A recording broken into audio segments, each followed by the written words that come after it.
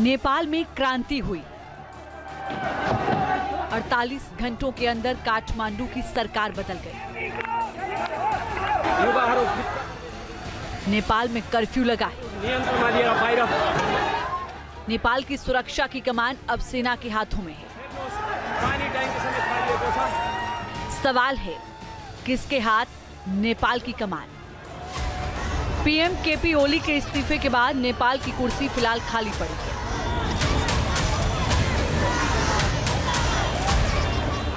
अंतरिम सरकार के गठन को लेकर सेना और जेएनजी की बातचीत हुई। जेएनजी ने अंतरिम सरकार बनाने के लिए एक नाम का प्रस्ताव दिया और वो नाम है नेपाल की पहली महिला मुख्य न्यायाधीश रही सुशीला कार्की का। वही महिला न्यायाधीश जिन्हें 8 साल पहले महाभियोग के जरिए पद से हटाया गया था। अब वही सुशीला कार्की अंतरिम सरकार की कमान संभालने जा रही हैं। बुधवार को प्रदर्शन के बीच जेएनजी प्रदर्शनकारियों ने एक वर्चुअल बैठक बुलाई थी। इस वर्चुअल बैठक में करीब 5000 से ज्यादा युवाओं ने हिस्सा लिया। वर्चुअल मीटिंग में सुशीला कार्की के नाम पर सहमति बनी।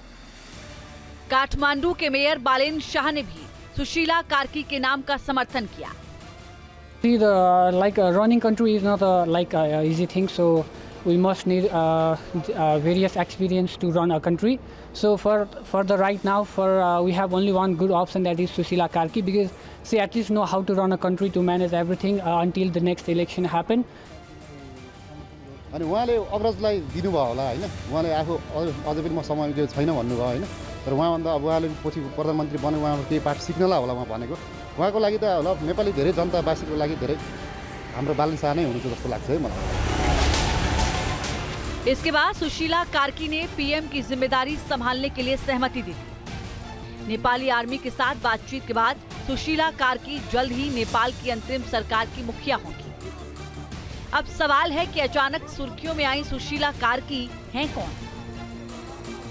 साल 2006 में संवैधानिक मसौदा समिति की सदस्य रह चुकी हैं।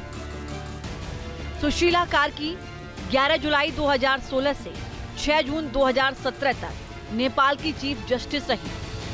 साल 2017 में संसद में महाभियोग लाकर उन्हें हटा दिया गया था। सुशीला कार्की पर सरकार के कामकाज में दखल देने का आरोप लगा था। सुशीला कार्की ने सुप्रीम कोर्ट का रुख किया।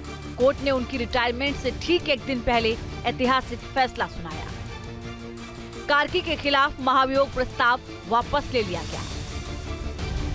8 साल बाद अब पासा पलट चुका है। एक वक्त था जब उन्हें सरकार के कामकाज में दखल देने का आरोप लगाकर हटा दिया गया था। अब वही सुशीला कार्की नेपाल का राजनीतिक भविष्य तय करेगी। कार्की की पहचान एक ऐसे जज के तौर पर रही है जिन्होंने नेपाल में भ्रष्टाचार के खिलाफ कई फैसले लिए। सुशीला कार्की का भारत से भी कनेक्शन रहा है। सुशीला कार्की का जन्म विराटनगर में हुआ था। बनारस हिंदू यूनिवर्सिटी से राजनीति शास्त्र में मास्टर किया।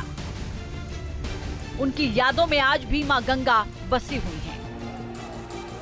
सबके मन में यही सवाल है कि नेपाल में नई सरकार का भारत संग कैसा संबंध होगा।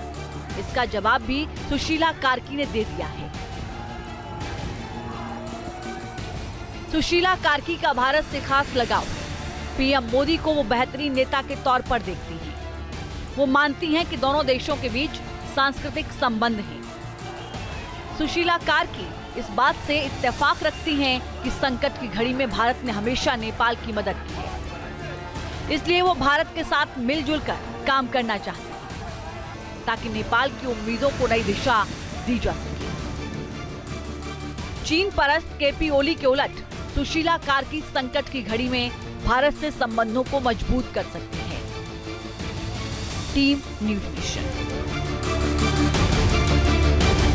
जहां भक्ति है हर शब्द में, कथाओं में छुपे हैं दिव्य रहस्य और ज्योतिष देता है जीवन को दिशा। धर्म से जुड़ी हर बातों को जानने के लिए हमारे चैनल स्तुति को सब्सक्राइब करें।